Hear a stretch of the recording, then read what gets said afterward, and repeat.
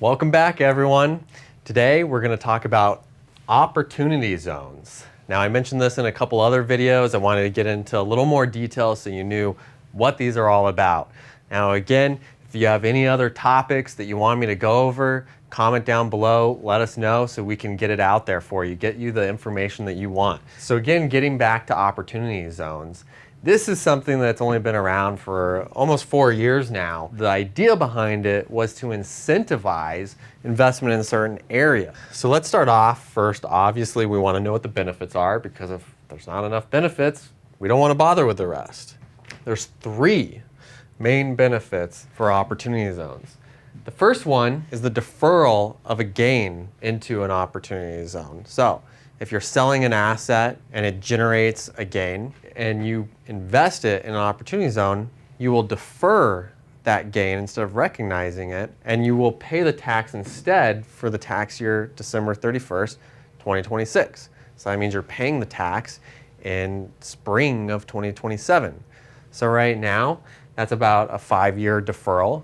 So, you know, it's not the biggest benefit, but it's also nothing to sneeze at. The second one is the permanent exclusion of up to 15% of the gain that you deferred and invested into the zone. The 15%, it's kind of phased in depending on when you invested. It's really the third and final benefit that you want to look at and see if it's worthwhile. And this is the permanent forgiveness of the appreciation in that investment. So let's dive into a little more about how these actually work. So there's 2 parts to it. There's the taxpayer that has the gain. Maybe that's you individually, maybe it's a partnership you're invested in, something along those lines. You would invest into what's called an opportunity zone fund. And this is really just a partnership or a corporation that elects to be an opportunity zone fund. And then that fund would then invest in the actual property that is located in an opportunity zone. So you can't just simply invest directly into the property. You really have to set up the correct structure, which is one of the complex areas and why I say it really has to be worthwhile. So what gains are eligible? Well, essentially it's anything taxed as a capital gain. And really an important part here, I have it underlined, unrelated person. So in other words, you can't generate a gain by selling it to a family member or someone that's related to you for tax purposes and then defer that gain, you know, just to get these benefits. It has to be a sale to someone that's not related to you. And so, you know, it's anything like that's taxed as a capital gain, like I mentioned, but kind of the items that I would mention is it could be a short-term capital gain. So that's something held for less than a year, and that's generally taxed at your ordinary rates, but it's still a capital gain. That would be eligible for deferral. Long-term capital gains, which are essentially items held for more than a year, that would be eligible. Now, I referenced 1231 gain, and that's getting into the tax code, but essentially all you need to know about that is that's the gain on the sale of real estate. So it's just a special area of the code that says, hey, if you sold a business asset, which real estate a lot of times is, we're going to treat it as capital. And then 1250, again, referencing the code section, all you need to know about this, and check out the other videos on how gains from the sale of real estate are taxed. This is your depreciation recapture. So deductions that you took in the past, you pick up later on the sale. That's all I'm referencing there, is that special recapture, that although it's not taxed at the regular capital gains rate, it's kind of a subset of capital gains, and so that would be eligible. And really the point that I want to get across here is that there's a lot of flexibility in the type of gains that may be eligible. So just because it's not a long-term capital gain doesn't mean that it doesn't qualify. And the other important thing is it could really be the gains from anything. It doesn't have to be the gain from the sale of real estate. It can be. It could be the gain from the sale of a business. These provisions do expire. So you can only do this until December 31st, 2026. That's kind of the drop dead date that you have to have an investment in an opportunity zone to get these benefits. And something to just kind of note about this, we're deferring gains, right? That was our first main benefit. Well, it's important to know that you really have to consider potential tax rate changes. So today, The highest capital gains rate may be 20%. But if you've been keeping up with some of the proposals, they're talking about upping it to 25%. And who knows what it'll look like in the future. But whenever you pick up that gain in the future, you're going to be paying tax at that rate under those provisions, not today's. So you really have to consider that when you're doing this analysis. Now, just like 1031s, there's time requirements, although it's a lot easier with an opportunity zone. So similar to a 1031, you have 180 days to move those gain dollars into an opportunity zone investment. One incredibly big benefit for opportunity zones over 1031s is that you don't need a qualified intermediary like in a 1031. You can actually take the cash, put it in your own bank account, and then invest within 180 days. In fact, it doesn't even have to be the same cash. It can come from any source. All they're really looking at is what's the gain amount and how much cash did you put into the deal.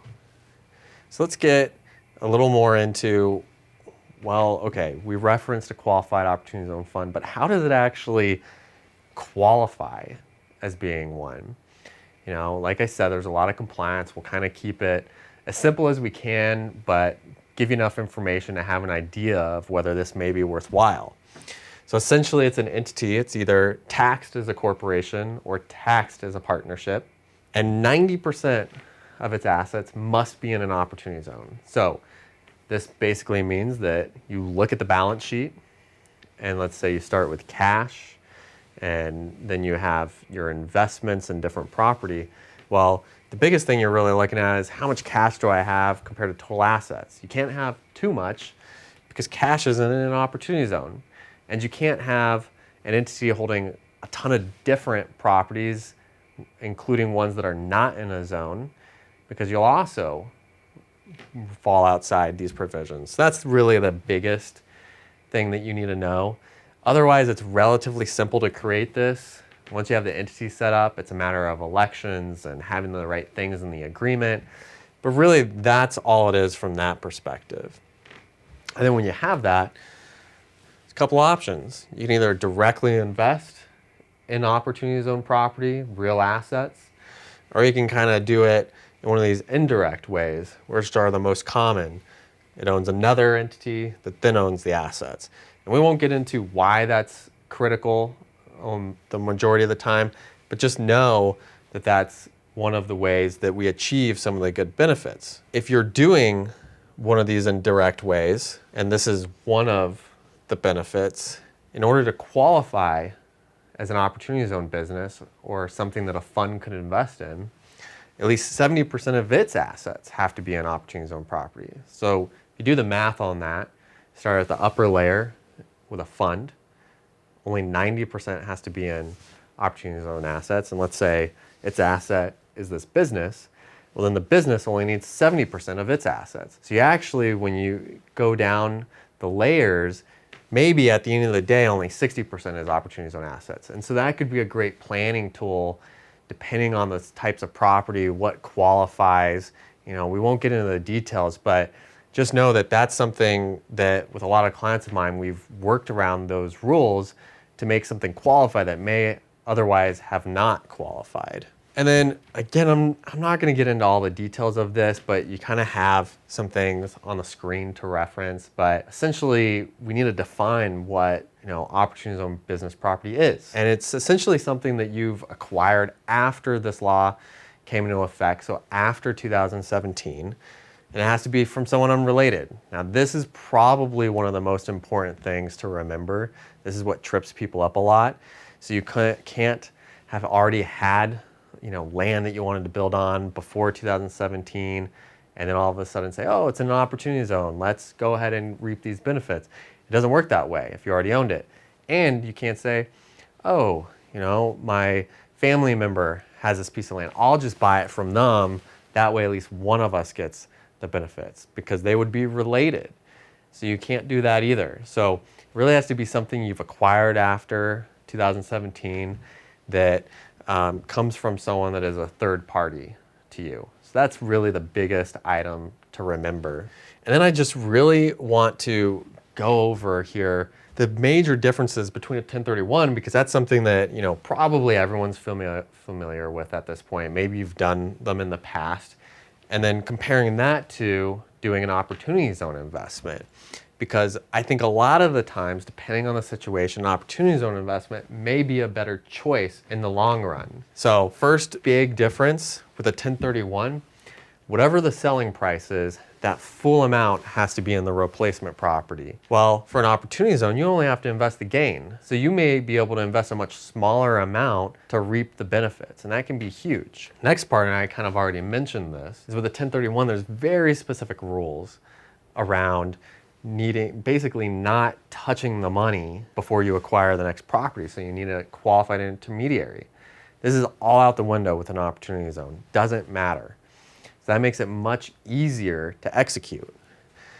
And then with a 1031, this one, especially in a fast-moving market or maybe an inflated market, this can be really difficult for 1031. You have to identify whatever property you want to replace for the one you're selling within 45 days, even though you have 180 to actually close on the property. So that really puts a crunch on your time. With opportunity zone investments, there's no identification period.